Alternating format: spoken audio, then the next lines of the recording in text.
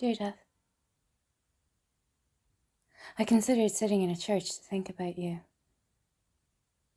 One of those old Gothic ones where a cough can echo for eternity and the prayers just bounce off unhearing walls. A church. It's funny, really, because I don't believe in much the church tries to teach me, but I do believe in you. They preach about an all-seeing and all-knowing God, but you're the only force I can feel doing its job. I'm not trying to be dismissive of hope and love, but they're just quite abstract and subjective. You're always there, surrounding us like a perfumed smog, waiting for that first and last kiss. It's romantic how I picture it. Your lips, the lips of death on mine. I surrender to your every whim, and you carry me away to... Well, I don't know. I've asked you countless times, but you always leave me unread. Can you tell I've been drinking? Warm Merlots always make me feel like I'm Aristotle or Aesop or someone like that. I could never quite get the punchline out there like Aesop, though. The boy who cried wolf is my favourite. Probably didn't get the lesson good old Aesop intended. I never asked for help because what was the point? The wolf is in my head. I should have had a light-bodied Beaujolais. Beaujolais. Fun to say. Can I have a glass of Beaujolais, please?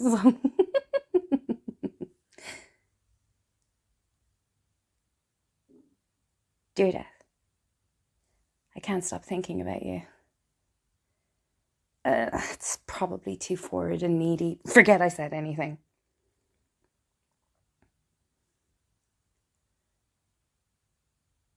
Dear Death, it feels silly to be writing to you since you're always close by. I mean, I guess it would be easier to just say my words and stories out loud, but I've never been much for talking about my brain and how I really feel. It's odd to put it that way, isn't it? Talking about my brain as if it's separate from me. Most of the time it's like it is, and that's when you feel furthest away.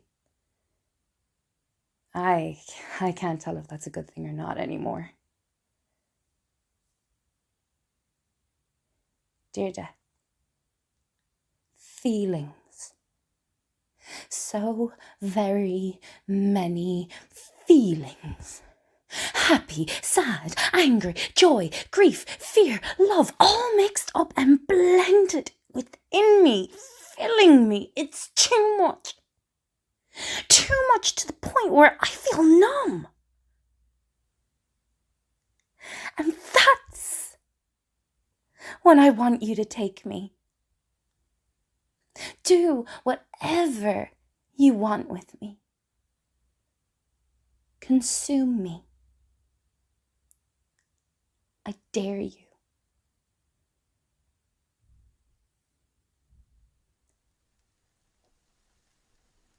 Dear Death, today I built a house.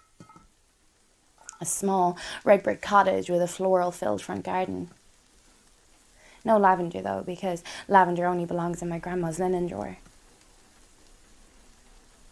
The door was a glossy red, which I hope to someday paint black. A little in-job because my dad always loved the Rolling Stones.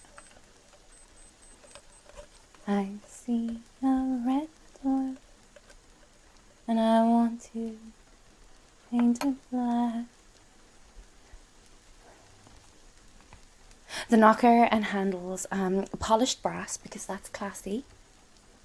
The hallway was filled with paintings and photographs of past smiles leading you down to the kitchen, black cabinets and a black sink. I've never seen a black sink before and I like to be a little bit different. The living room was filled with cushions on an L-shaped recliner couch facing a wall-mounted TV, not too small but not too big because I'm not that showy. Up the stairs were 3 rooms. My room, which was feng shui to the point of just having a bed pointed south. I mean, I think south is the calm direction. I've never actually studied feng shui. The spare room, because all grown-ups should have a spare room for visitors. I was raised right, after all. The last room, I turned into an office and filled it with my hopes and dreams. Having an office made it feel like maybe I'd do something worthwhile. I'll be worthwhile. It really was a beautiful home. I say was because it was gone by 9 p.m. when I realised I hadn't won 19 million in the lottery after all. I mean, the email said I'd won. Can you imagine the nerves, the excitement, the anticipation? It took me 3 goes to log into my online lottery account because I was shaking so much. €3. I'd won €3. That wouldn't even buy the polish for my imaginary doorknobs.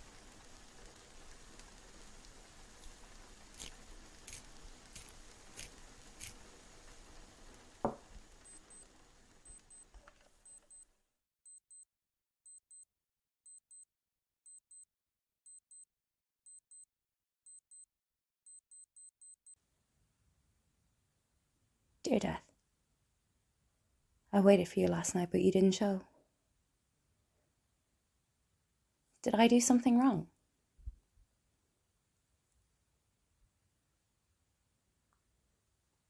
Dear Death, I wonder what would happen if I were to make a decision rather than waiting for a decision to be made. But if I make the decision to make a decision, then that's a decision in itself, and I shouldn't be trusted to make decisions. That's what they told me. Don't worry about who they are. I do and I don't. It won't matter in the end anyway.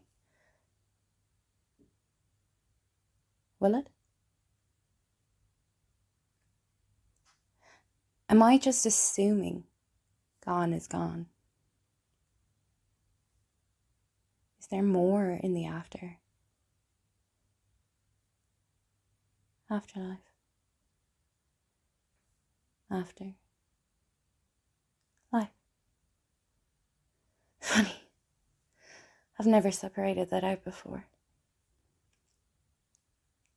After life is nothing, right? But afterlife, one word, suggests possibly more. I'm getting all philosophical again. I'll stop.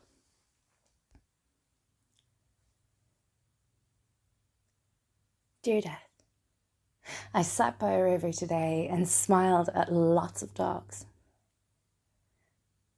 Then I got distracted by this bright yellow leaf floating in the water. It looked like it was staying totally still despite the flow. It confused me until after about 5 minutes of staring, I realized that while the water was pulling, the wind was pushing, pulling and pushing, pushing and pulling opposites, forcing the leaf to a standstill, not knowing if it should go further or head back.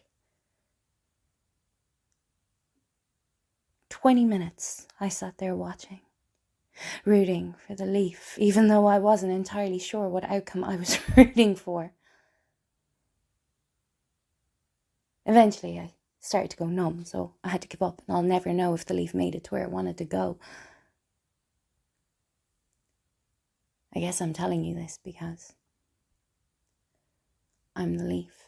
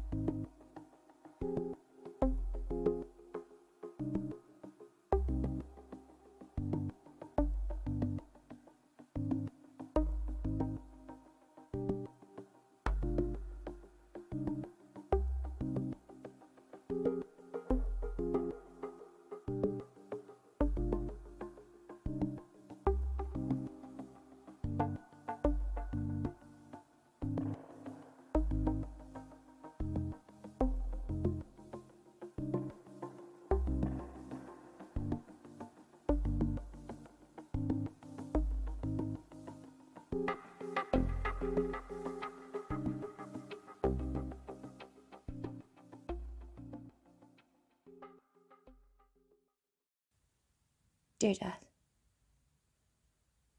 will I know when I'm gone?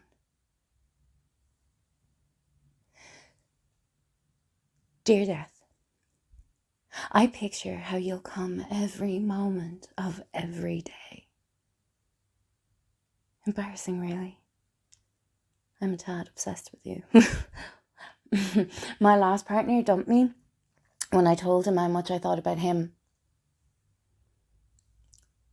Okay, he didn't dump me in so many words. Or any words at all. He just disappeared from my periphery, from my life. The term is ghosting. Here I am telling you I'm obsessed with you, and if you ghosted me, that'd probably be the best outcome.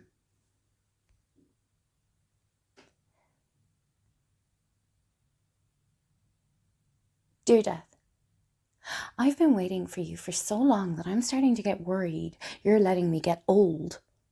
Seriously, what did Janice, Jimmy, Amy, and Kurt have that I don't? Aside from talent.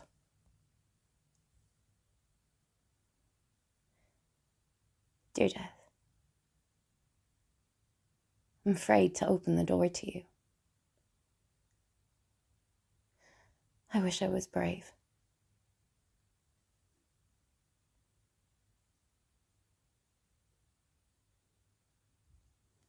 Dear Death, I woke up again today. Sorry about that. I just couldn't resist the sunrise. Okay, so I didn't actually see the sun rise, but when I opened my eyes, the sun was up, so it definitely happened. Even though I was asleep, I got to experience it in some way.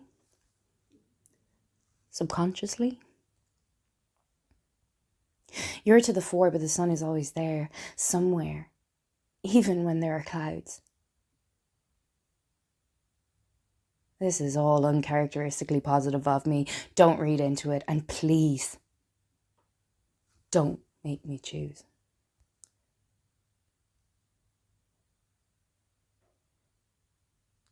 Dear Death, I went to the cemetery today for a walk to visit friends. I wasn't picking out a plot or anything like that. I've always been in the habit of visiting graves that don't seem to have anyone visiting them anymore. I buy a bouquet of flowers and I pluck one out to lay at each forgotten sleeper's bed. I call them that. Sleepers. Have you ever seen a dead body before? Right, okay, yeah, you're Death, of course. You're more than familiar with dead bodies. My grandma was the first dead body I ever saw, and she looked so peaceful, just like she did when she was sleeping. She died in her sleep. But you know, because you organized that for her. Thank you. You made it so she'll be forever sleeping. I lay a flower at each forgotten sleeper so they're not really forgotten. I remember them. I used to weed the graves, but I learned the hard way what a nettle was, so I settle for my small offerings now. I don't know why I do this. It's just something I've always done. I am ready to go when you are. But it would be nice to know I'd be remembered, even if it is just a stranger taking the moment to lay a random Tesco-bought stem at the foot of my bed.